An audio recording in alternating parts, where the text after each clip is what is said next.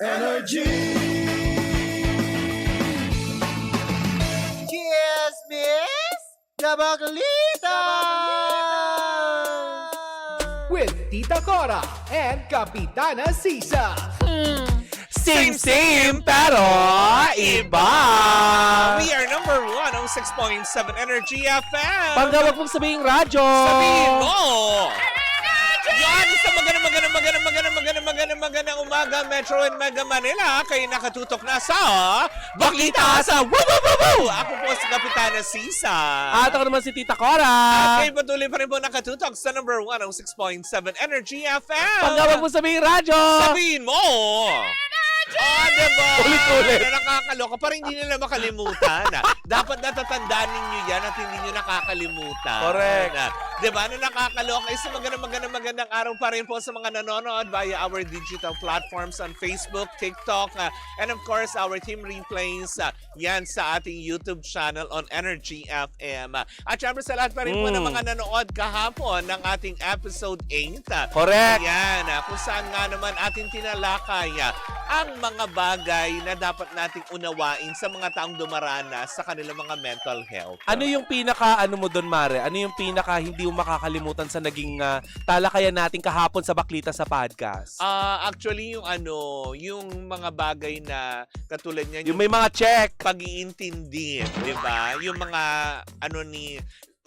kinorek mo ako kahapon sa pangalan niya. Doc Mori talaga yung pangalan niya. Sa TikTok. Oo. Pero yun ang totoong pangalan niya ay Gregory Yan. Openya. Diba? Yung mga signs na dapat pala natin iniintindi. Hindi Oo. na pala natin dapat pinagtatawanan. Hindi mo dapat ini-ekis. Oo. Kung Kailangan ikaw, pinapakinggan. Diba? Kung ikaw naman na nanonood at nakikinig sa amin, kung meron ka mga pinagdaraan ng ganon, hindi ba? Ay pwede mong panoorin at balikan ang aming episode 8 kahapon yan on Spotify.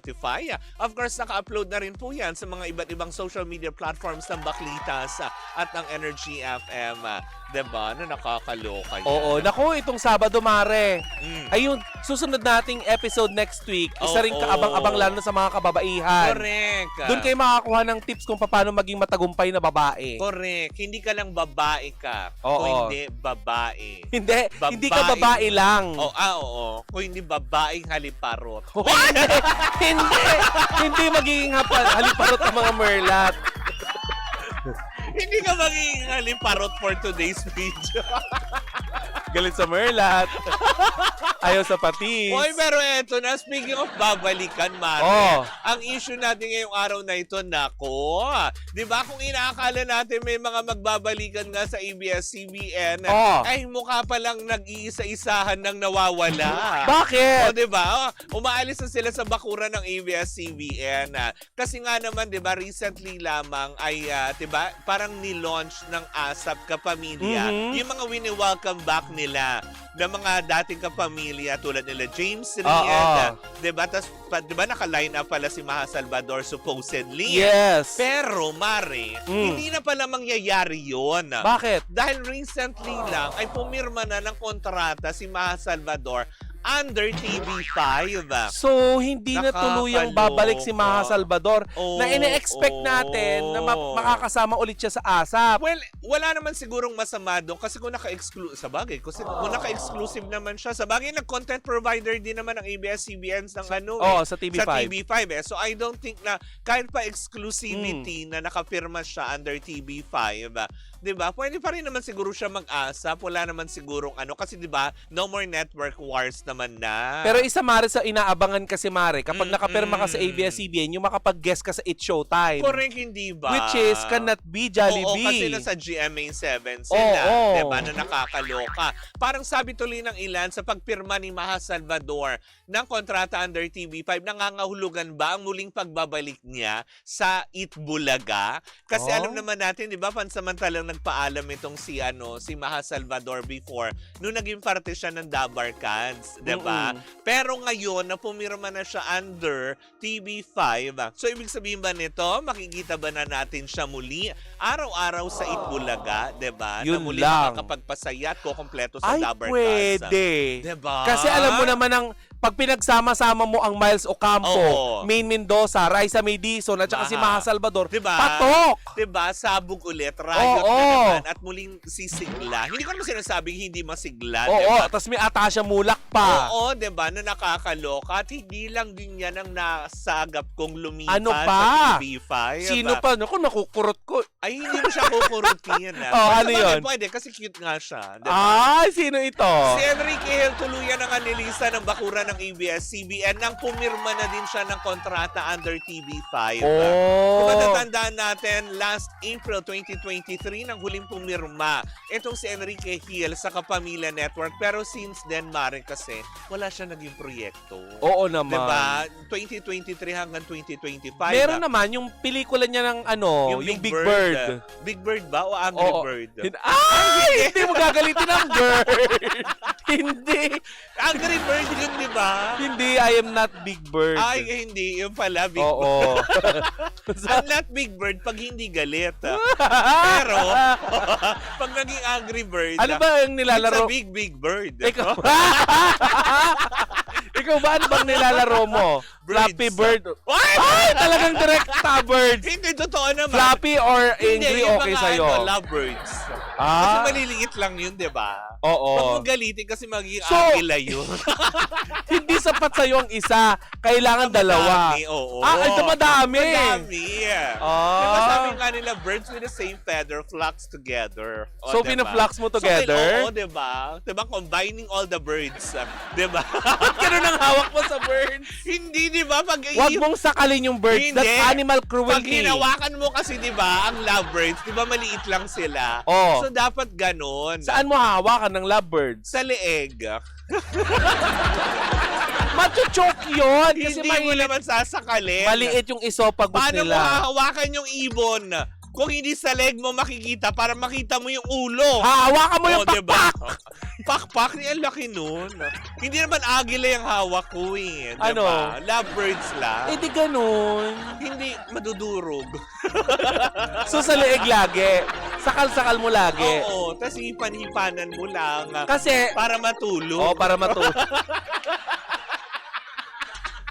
Ay! Hindi magugustuhan din ng mga badi.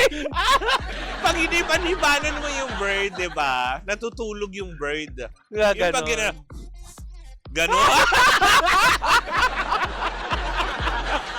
Ay! Nako. Pero yun na nga, as in talagang nga, kasi naman bakit ba nasama-sama yung bird na yan? Alam mo, wala namang bird kasi si Enrique Hill, yung pelikula lang niya. Meron siyang bird. Pet? Oo. May parrot yata siya, di ba? Oh, ano ka? Nagsasalita yun. Kanda mo! Kanda mo! Eh, si Nakalwa ano sabi?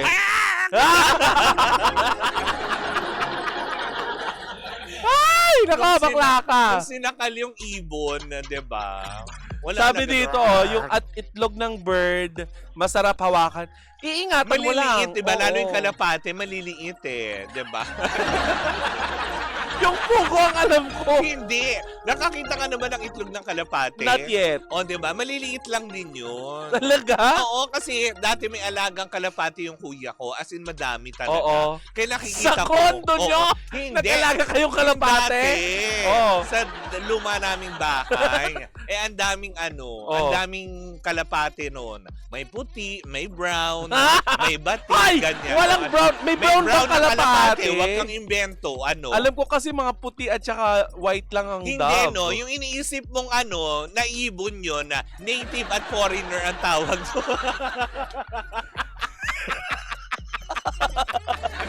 Diba? Yun, iniisip mo. Oy, hindi native ang tawag doon kapag nagpunta dito sa Pilipinas. Migratory birds. Ano? Migratory, yun yung nasa Pampanga. Yun yung Maya, diba? Brown. Oh. Maya ang Ano tawag yun? doon. Endemic yata ang Maya. Dito yata sa Pilipinas lang yun. Ibong tiririt. Sino bang maalam mong artista na may ibong tiririt? Wala.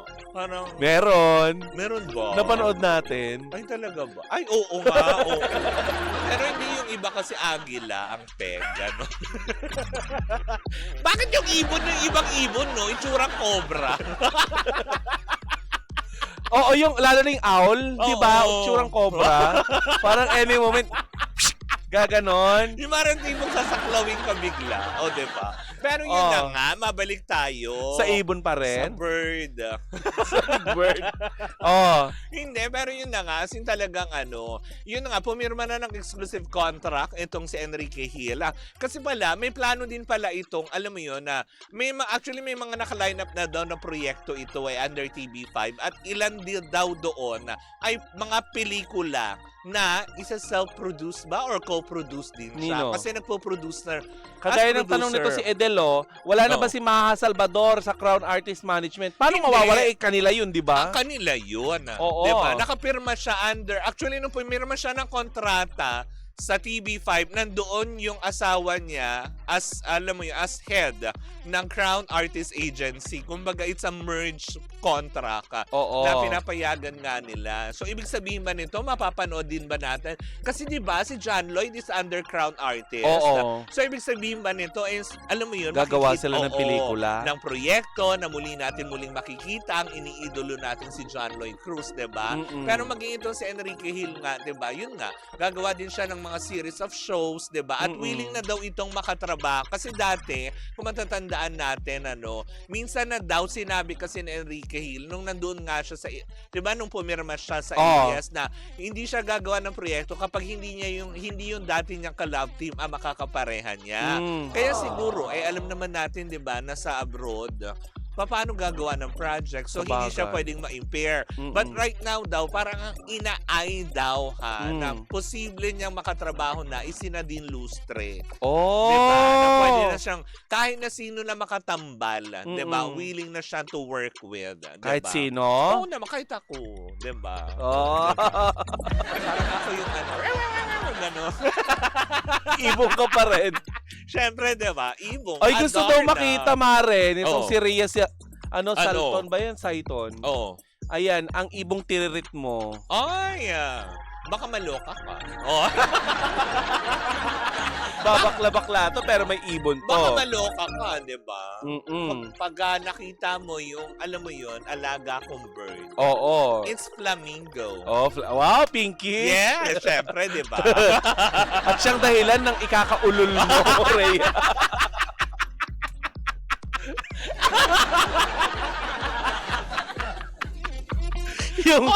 yung Merla, Ano ka? di ba? Grabe ka naman. Baka yan ang ikaulol mo na lang. Yan, di ba na nakakaloka to Dias level. But anyways, bago pa mapunta kung saan man ang Oo. usapin na ito. Paturok hindi ka ba? muna ng anti-rabies kapag ganon.